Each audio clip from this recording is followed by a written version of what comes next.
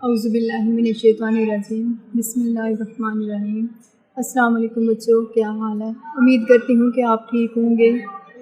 प्यारे बच्चों, आज हम उर्दू की बुक पढ़ेंगे। आज हमने पेज नंबर पढ़ना है 7।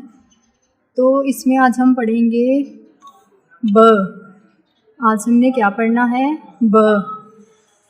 तो ब बच्चों बे की छोटी शक्ल होती है, बड़ी शक्ल को बे कहते हैं और छोटी शक्ल को ब कहते हैं। ठीक है।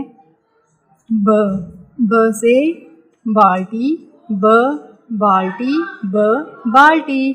बाल्टी का बच्चों आप लोगों को पता है ना, आप लोगों के घर में भी होगी बाल्टी। बाल्टी में बच्चों आप लोगों को पता है कि हम इसमें पानी डालते हैं या दूध वगैरह भी डाल देते हैं। तो और बाल्टी घर में हम जो है ना इस्तेमाल करते हैं। ठीक है। तो आगे नेक्स्ट है ब बिल्ली, ब बिल्ली, ब बिल्ली। तो बिल्ली का बच्चों आप लोगों को पता है बिल्ली कैसे बोलती है? म्याऊं म्याऊं।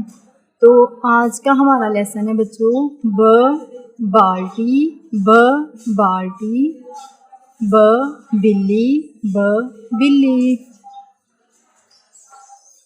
तो ये बच्चों आप लोगों ने याद करना है। ठीक है। ओके, अल्लाह हाफिज़।